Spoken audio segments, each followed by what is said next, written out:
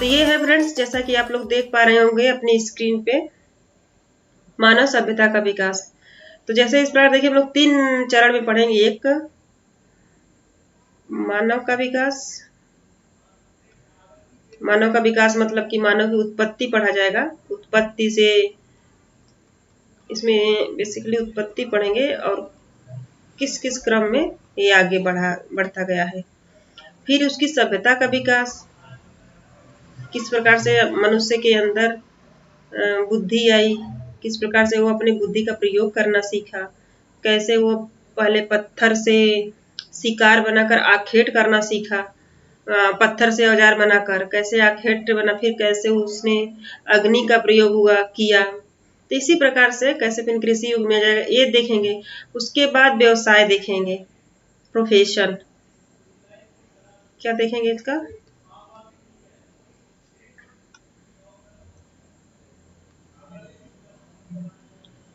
Profession देखेंगे। तो इस 3 चरणों में इसका हम लोग विकास देखेंगे, सभ्यता का विकास। चलिए तो मानव की उत्पत्ति देख लेते हैं पहले। फ्रेंड्स, मानव की उत्पत्ति आज से लगभग 1370 करोड़ वर्ष पूर्व एक घटना हुई थी जिसका नाम है बिग बैंग की घटना, जिसको आप लोग भूगोल में पढ़ते भी होंगे। इसको भूगोल में पढ़ा जाता है, भूगोल के अंतर्गत खगोलकी के अंतर्गत पढ़ा जाता है। तो ये घटना हुई थी 1370 करोड़ वर्ष पूर्व और सौर मंडल का निर्माण हुआ था। ऐसा नहीं कि स्टार्टिंग में ही पृथ्वी निर्मित हो गई थी, अर्थ आ गया था, भूमि आ गया, ऐसा कुछ नहीं है। तो पहले सिर्फ बिग बैंग की घटना हुई और किसका निर्माण हुआ, सौर मंडल का। फिर हमारे सौर मंडल का एक ग्रह था जो इसका नाम क्या है, पृथ्वी। ये 6.5 अरब वर्ष पुरानी है हमारी पृथ्वी। तो 6.5 अरब वर्ष पुरानी मतलब पहले पृथ्वी की उत्पत्ति हुई। इसके बाद आप देखेंगे पृथ्वी पर जल मंडल अस्तित्व में आया। पहले स्थल नहीं था, क्या स्थल नहीं था, और जल मंडल मतलब सिर्फ महासागर थे, महासागर आया। और सबसे पहले जो जीव की उत्पत्ति होती है पृथ्वी पर वो महासागरों में ही होती है, इसमें ही जीव की उत्पत्ति हुई।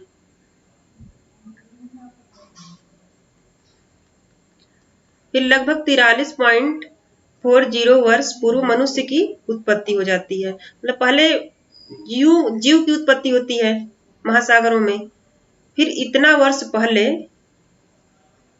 मनुष्य की उत्पत्ति होती है। जो पहली बार मनुष्य की उत्पत्ति होती है तो ये उसका काल बता रहा है।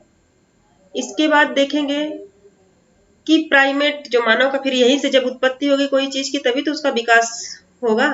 तो यहाँ से पहला जो प्राइमेट नामक नरवानर जो है, प्राइमेट से इसका विकास स्टार्ट होता है। मतलब मानव की जो प्रथम अवस्था होती है उसको हम लोग प्राइमेट कहते हैं,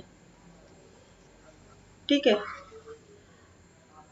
फिर आप देखेंगे कि एशिया प्लस अफ्रीका महाद्वीप, यहाँ पर मानव के साक्ष्य मिलते हैं। फिर 360 से 240 लाख वर्ष पूर्व लगभग मानव जो है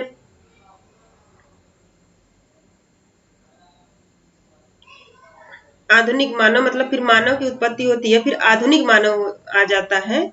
आधुनिक मानव कहने का मतलब यहाँ ये है कि ये वो मानव है जो दो पैरों पर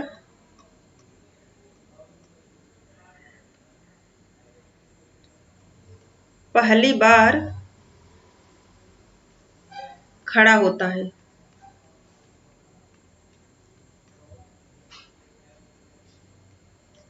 जैसे हम आज आधुनिक मानव भी 2 पैरों पर ही तो चलता है, तो उस रेफरेंस में ये आधुनिक मानव कहा जा रहा है इसे।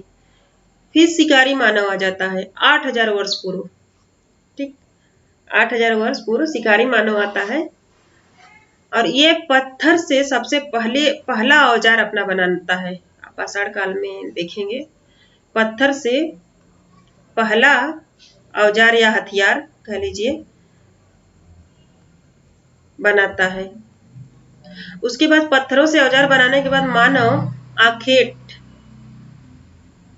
इनका आखेट है। अब इनका प्रोफेशन तो भाई यही रहा ना, तो आखेट इसका प्रोफेशन बन जाता है, प्रोफेशन बनाया, जिसके फलस्वरूप आप देखेंगे कि बहुत ही क्रांतिकारी बदलाव आता है। इसके बाद आप देखेंगे कि होमो हैबिलस हमारा है मानव प्रथम के मतलब प्राचीन मानव यही है, लेकिन इसका सिर्फ आज के डेट में जीवाश्म प्राप्त है केवल, ये प्राचीनतम मानव है और जीवाश्म प्राप्त है केवल। और एक दूसरा फिर आता है होमो इरेक्टस। होमो इरेक्टस में जो है 18 लाख वर्ष पूर्व हुआ था। यही मानव है जो पहली बार दोनों पैरों पर सीधे खड़ा होकर चलने लगता है, तो वो यही मानव है। और ये अपने आप में बहुत ही क्रांतिकारी परिवर्तन होता है। समझिए कि पहले तो जानवरों की तरह मानव चलता है, चारों जो हाथ पैर होते हैं चारों मिलाकर उस पर चलता है, लेकिन ये जब पहली बार दो पैरों पर खड़ा हो जाता है तो उसके दो हाथ खाली हो जाते हैं, उससे और सारे कार्य करने के लिए वो स्वतंत्र हो जाता है। तो ये मानव के लिए समझिए पहली स्टेज ऐसी थी कि जो बहुत ही बड़े परिवर्तन को दर्शाती है। यहीं से मानव का विकास तेजी से पकड़ लेगा, एक उसका विकास बहुत तेजी से होने लगेगा। फिर तीसरा जो मानव आता है यह होमो सैपियंस है।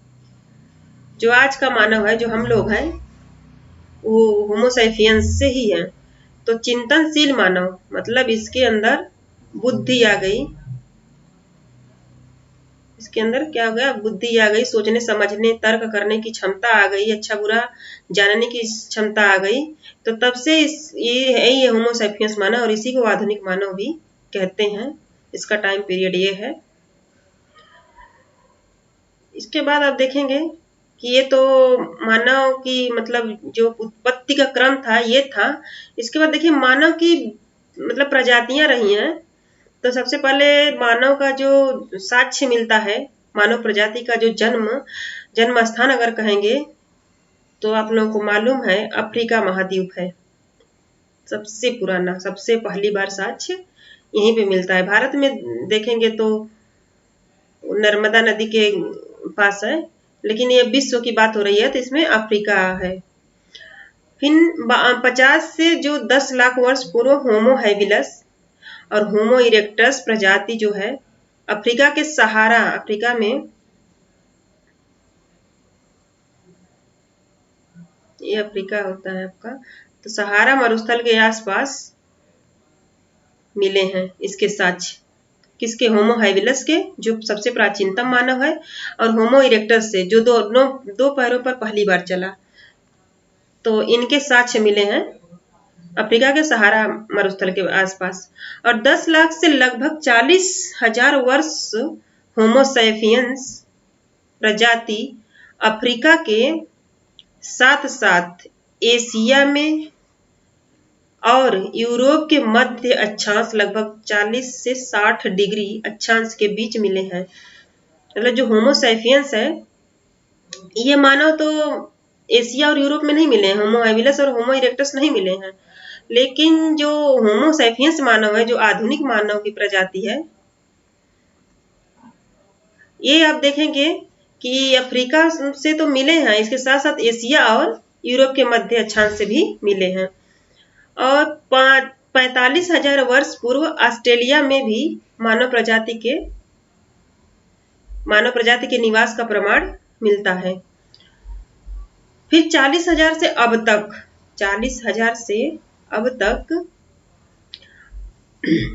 मनुष्य उच्च अक्षांश मतलब क्या है? आप लोगों को पता है कि जो नॉर्थ है, नॉर्थ की बात कर रहा है, नॉर्थ ग्लोब पर जो नॉर्थ अक्षांश है, तो मनुष्य यूरोप और एशिया की तरफ बसने लगा और वर्षावन में आने लगा। या आधुनिक मानव या चिंतनशील मानव है? आधुनिक मानव की ये बात हो रही है। कब से कब तक? 40,000 से अब तक। आप लोग थोड़ी थोड़ी इसमें जो फैक्ट है उसको याद कर लीजिएगा, और इसकी एक क्रमिक वाइज मैं देने की कोशिश की हूँ ताकि ये स्टोरी रूप में आपको याद हो जाए। और फिर इसके बाद यहाँ तक तो मान लीजिए कि हम लोग मानव की विकास देखें, मानव की प्रजातियों का विकास देखें, यहाँ तक तो मानव आया। फिर अब ये हम लोग देखेंगे कि उसने सभ्यता का विकास कैसे किया, सभ्य कैसे हुआ। तो देखिए 19वीं शताब्दी में एक इतिहासकार ने कहा था कि दुनिया में जितना भी आविष्कार होना था हो चुका है। नर वानर से मनुष्य बना, उसने अग्नि का प्रयोग किया लगभग 6.5 लाख वर्ष पूर्व। एक इतिहासकार होते हैं, ये बोलते हैं कि जितना मतलब कब कह दिए 19वीं ही शताब्दी में। अब सोचिए 21वीं शताब्दी चल रही है आज के डेट में, और ये 19वीं 2 शताब्दी पहले ही क्या बोल दिए कि जितना आविष्कार होना है दुनिया में हो चुका है, अब आगे कोई भी आविष्कार नहीं होगा। तो ऐसा ये उचित नहीं था, क्योंकि किसी भी चीज को विकास या आविष्कार आगे क्या होगा उसका अंत नहीं है। वो आगे सबसे ज्यादा या सबसे अच्छी या सबसे ज्यादा आविष्कार या होना तक ये शब्दावली संभव नहीं है, क्योंकि फ्यूचर में तो कुछ भी हो सकता है, कुछ भी संभव है। तो ये वो तभी बोल चुके थे, जो कि अभी भी आगे संभव है आविष्कार। तब से क्या क्या हुआ, ग्लोबलाइजेशन आ गया, उदारीकरण आ गया, भूमंडलीकरण आ गया, और फिर देखिए कंप्यूटर्स आ गए। पहले मोबाइल नहीं थे तो सब लोग सोचते थे कि कभी ऐसा भी हो सकता है क्या कि आदमी दूर रहे और बात करें। इसके पहले लोग तार भेजते थे, चिट्ठी भेजते थे, फिर मोबाइल आ गई, फिर एंड्रॉयड फोन आ गया, तो उसमें चेहरे भी देखने लगे हैं हम लोग। तो फिर कंप्यूटर से आ गए हैं। आप लोग देखेंगे कि जब एक 1991 के लगभग में, तो आविष्कार रुकेगा नहीं, ये दिन प्रतिदिन आविष्कार होता ही जाएगा। तो ये तभी एक इतिहासकार ने बोल दिया था, लेकिन ये चीज सत्य नहीं थी। 6.5 लाख वर्ष पूर्व सूर्य के बारे में फिर ये लोग जानने लगे धीरे धीरे। था तो ये सूर्य तो थे, लेकिन इन लोगों को इसके बारे में पता नहीं था और इनका प्रयोग ये लोग नहीं उपयोग नहीं समझ पाते थे। फिर देखेंगे प्रोमीथियस, ये एक देवता है, यूनान के दैत्य प्रजाति है, और इन्होंने स्वर्ग से अग्नि चुराई थी, और इनके स्वर्ग जो देवता है वो जीउस नाम है उनका। तो मतलब ये कहानी इसलिए बताई गई है कि अग्नि का कितना ज्यादा महत्व था। अग्नि का इनके लिए बहुत ही ज्यादा महत्व था। तो इस प्रकार देखेंगे मनुष्य को अग्नि मिल गई और वो अग्नि का प्रयोग करने लगा। इसके बाद देखेंगे गुफाओं में चित्रकारी 30,000 से 10,000 वर्ष पूर्व लगभग। तो ये गुफाओं में चित्रकारी करने लगा। सोचे इनके अंदर एक कलात्मक चीजें आ गई, ये लोग चित्र बनाने लगे, पेंटिंग बनाने लगे। और आपको देखिए सबसे पहले एमपी मध्य प्रदेश में भीमबेटका की जो गुफा है उस पे जो चित्रकारी मिलती है वो हमारे साक्ष्य के रूप में आज भी उपलब्ध है। फिर मनुष्य जो है गुफा में रहने लगा, और गुफा में देखिए गर्तावास भी मिला है। जम्मू कश्मीर के जो बुर्ज होम है, आप लोगों को पता है बुर्ज होम जो सिंधु सभ्यता का एक स्थल है, तो यहाँ पे मिला है। यहाँ पे कुत्ते के साथ दफनाए, मतलब मनुष्य के दफनाए जाने के भी साथ लाए, कुत्ते के साथ मनुष्य के दफनाए जाने का भी साक्ष्य मिला है। तो ये हमको मतलब हमें दर्शाता, देखिए ये नीचे दिया गया है, कुत्ता पालने लगा और भीमबेटका की गुफा में रहने लगा।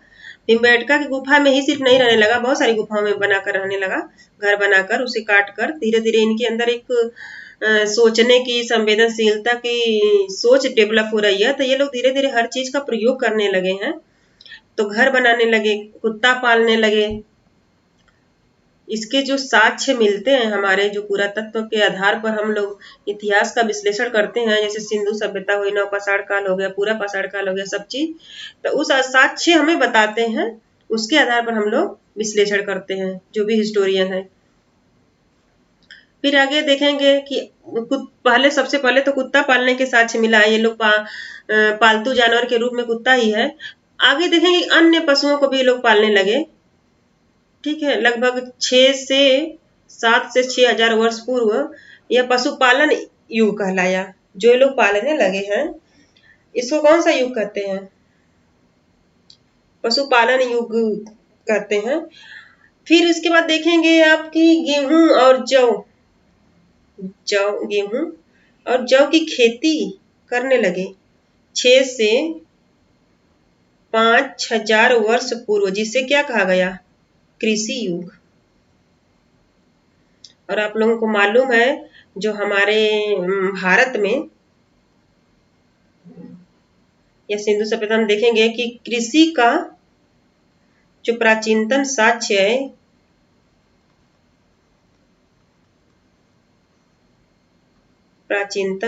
कहाँ है? लहुरा देव। फिर बलूचिस्तान का आप लोग जानते हैं क्या नाम है? मेहरगढ़ है, मेहरगढ़।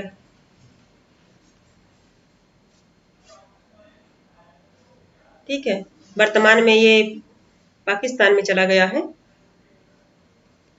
और एक और कहते हैं कोल्डी हवा है, कोल्डी हवा। अगर मान लीजिए आप लोगों को क्वेश्चन पूछ दे कि कृषि का प्राचीनतम साक्ष्य कहाँ से मिला है, तो अगर मान लीजिए तीनों ऑप्शन तो वैसे नहीं देगा, लेकिन अगर तीनों ऑप्शन दे रहा है तो लहुरा देव होगा ऑप्शन सही।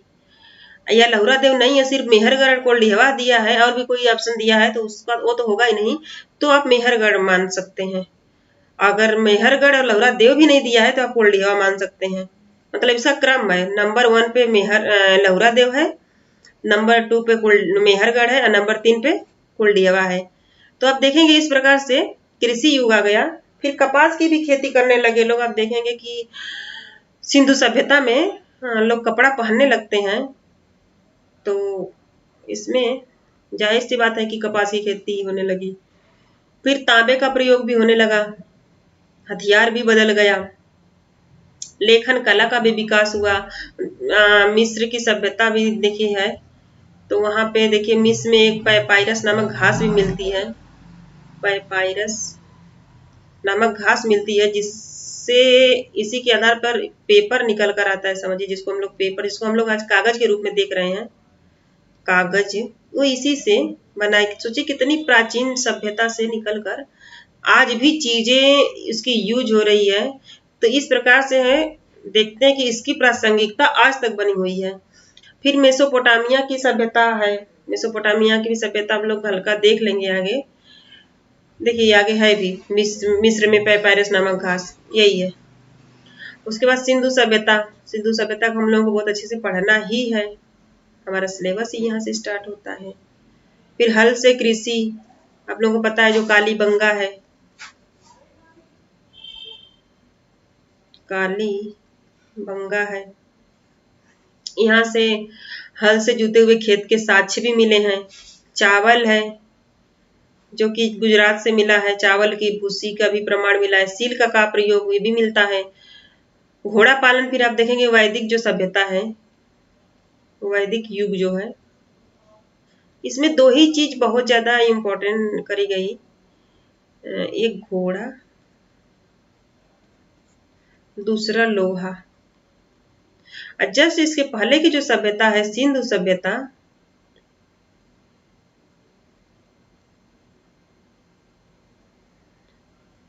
सिंधु सभ्यता दिखाई नहीं दे रहा है,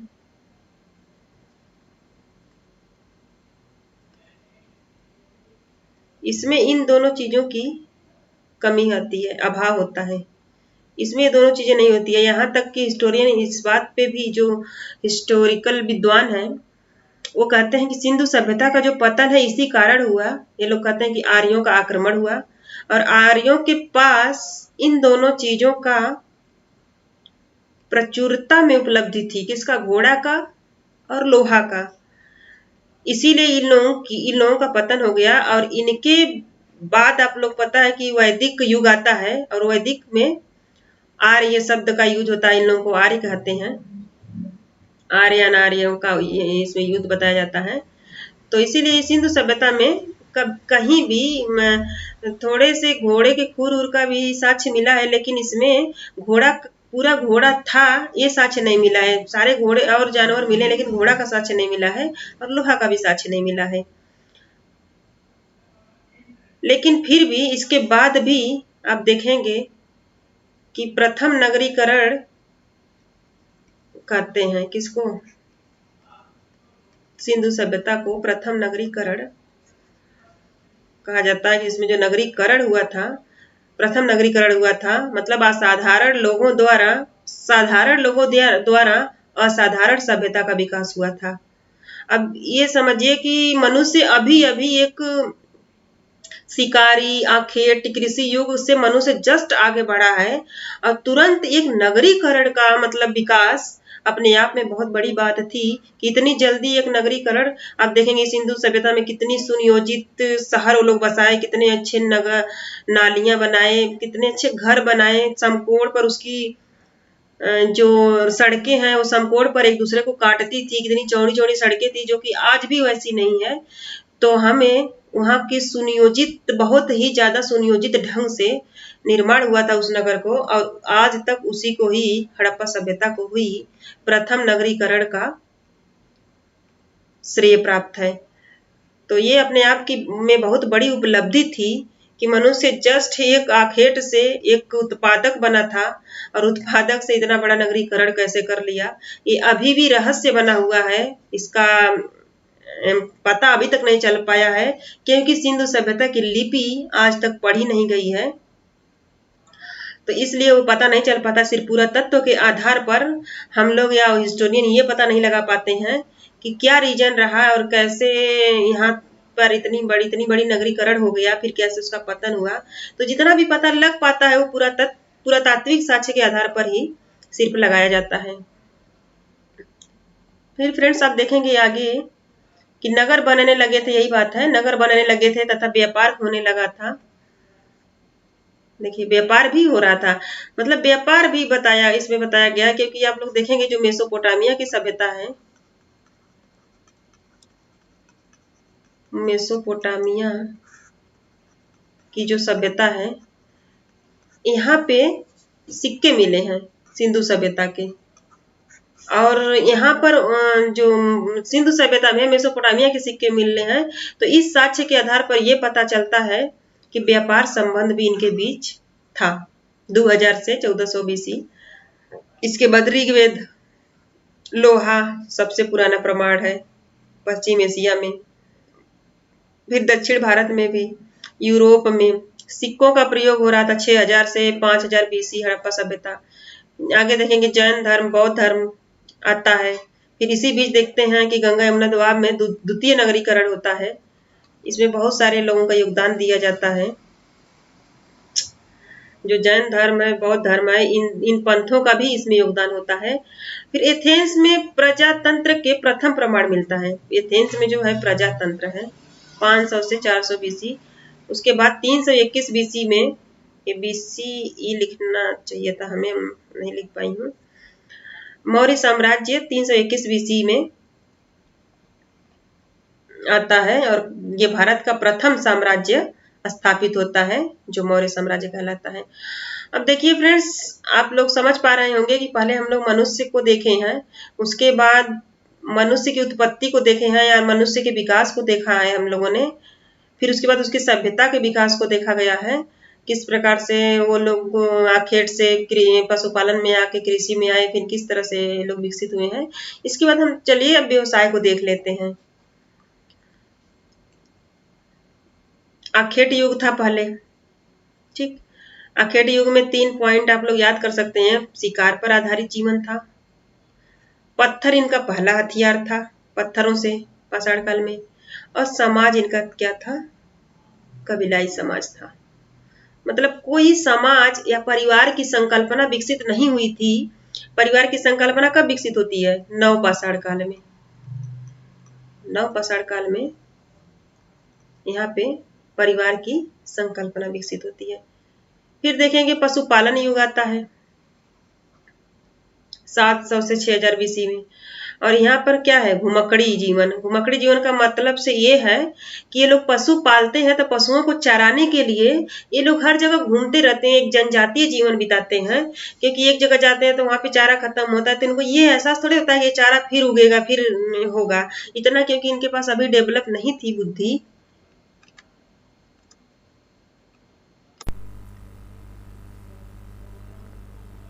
इतनी बुद्धि डेवलप नहीं थी कि ये लोग जान पाए, और पशुओं को चराने के लिए ये लोग इधर उधर घूमते थे। उसके बाद कृषि युग आता है। इसी में देखिए, जैसे पशुओं को चराने के लिए घूमते रहते हैं, तो इसी में घूमते घूमते इनको कहीं देखते हैं कि नदी मिल गई। मान लीजिए ये नदी मिल गई, और यहाँ पे देखिए इनको पानी भी मिल गया पीने के लिए, पशुओं को भी पीने के लिए पानी मिल गया। और जितनी भी जो भी नदियाँ थी, जैसे कि मान लीजिए नील नदी है, आप लोग देखेंगे कि मिस्र की सभ्यता नील नदी के किनारे विकसित है, और मेसोपोटामिया की सभ्यता जो दजला और फरात नदी के किनारे विकसित है, और सिंधु नदी घाटी की सभ्यता तो आप लोगों को पता ही है कि सिंधु नदी घाटी के किनारे विकसित है। तो इन नदियों में बाढ़ आती थी हर साल, एक बार 2 बार बाढ़ आती थी। तो अब बाढ़ आती है तो आप लोग पता है कि बाढ़ आती है जब कोई सी भी नदी में, तो अपने साथ जलोढ़ मृदा बहा कर लाती है, और उसे इस जगह पर ऐसे इस तरह से निक्षेपित कर जाती है, और इससे हमारी जो भूमि है वो उर्वर हो जाती है। ठीक है, उर्वर हो जाती है। तो इसी प्रकार से होता रहा। फिर इसी में ये फ्रेंड्स, ऐसा नहीं कि जो चीज़ मैं बता रही हूँ एक दिन या एक साल या कुछ सालों का ये बात है, ये धीरे धीरे कई सालों, कई युग बीते हैं। आप लोगों को पता है कितने युग बीते हैं, इतने युगों की में ये डेवलप हुई है। तो यहाँ पे देखिए धीरे धीरे उर्वर हो गई। फिर धीरे धीरे मान लीजिए कोई चीज़ उगा होगा अपने आप, फिर मनुष्य देखा होगा ये क्या उग रहा है, तो फिर वो कोई चीज़ हुई होगी, कृषि हुई होगी, फिर उसे वो काटा होगा, उसे बोया होगा, जोता होगा। तो इस प्रकार से ये धीरे धीरे फिर कृषि के बारे में इसको जानकारी होने लगती है। फिर यहीं से जब वो ये पहले तो घुमक्कड़ी जीवन रहता है, फिर नदी मिल जाती है, फिर जब सारी चीज़ें इसको एक ही जगह पे उपलब्ध होने लगती है, तो ये फिर अस्थाई रूप से यहाँ बस जाता है, अस्थाई रूप से बस जाता है। क्योंकि सब कुछ तो इसको यहीं मिल जा रहा है, तो घूम घूम कर क्यों परेशान हो। जब अस्थाई रूप से बस जाता है तो कृषि भी होने लगती है, ये उत्पादन भी करने लगता है। उसके बाद देखिए जब उत्पादन ये करने लगा, पहले तो उपभोक्ता था सिर्फ, लेकिन ये पहली बार संग्राहक से उत्पादन बना। ये समझिए फ्रेंड्स, इतनी बड़ी क्रांति थी। ये तो फ्रांस की और रूस की क्रांति से भी बड़ी क्रांति थी, क्योंकि मनुष्य फर्स्ट टाइम उत्पादक बन रहा है। तो अपने आप में ये बहुत बड़ी चीज़ थी। तो इसको उत्पादन युग या कृषि युग कहते हैं। तो आप लोग देखेंगे दुनिया की जितनी भी सभ्यताएं हैं बड़ी बड़ी, वो नदियों के किनारे, यही कारण है कि वो नदियों के किनारे ही विकसित हुई है।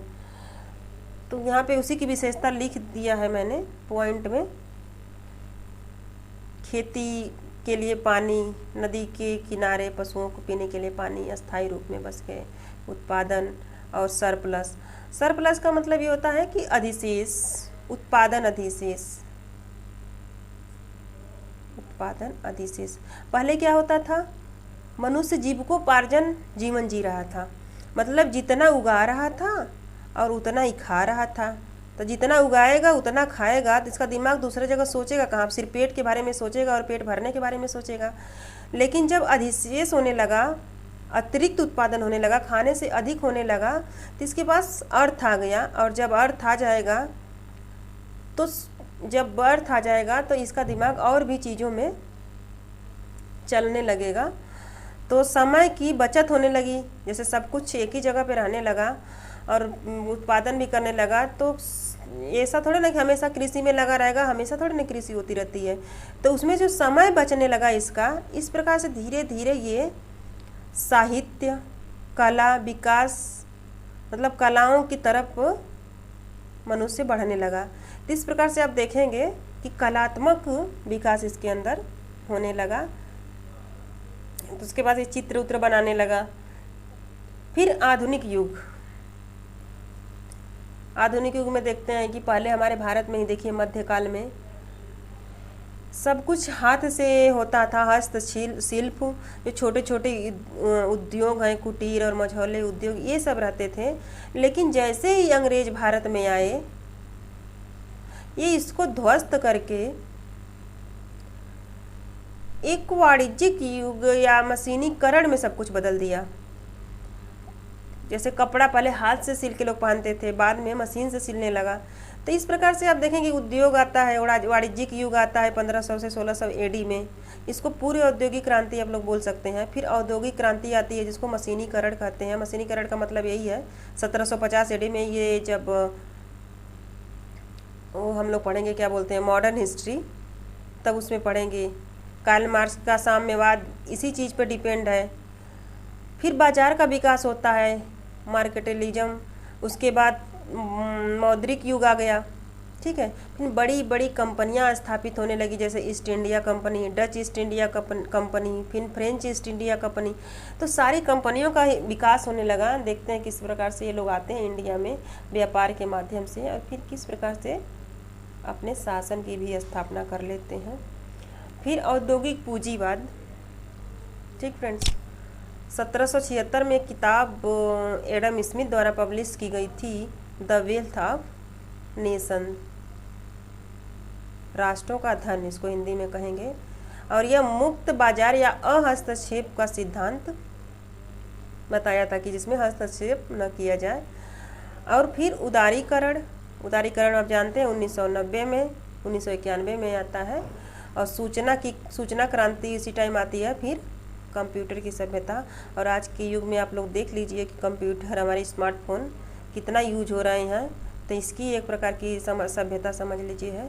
तो ये फ्रेंड्स मतलब थोड़ा थोड़ा एक समग्र दृष्टि से हम लोग पूरा हिस्ट्री देखे हैं कि किस प्रकार से मनुष्य अपना विकास किया, किस प्रकार से उसकी सभ्यता का विकास हुआ, किस प्रकार से उसके व्यवसाय का विकास हुआ। तो इसे आप लोग पढ़ लीजिएगा और एक हायरार्की बनी रहेगी मन में। कभी भी कोई क्वेश्चन पुटअप होगा तो हम लोग इसको टॉपिक वाइज नहीं पढ़े हैं, इसको हम लोग कहते हैं क्षैतिज अध्ययन। हम लोग क्षैतिज अध्ययन किए हैं, एक चीज़ को उठा के हम लोग हर काल से जोड़कर देखे हैं।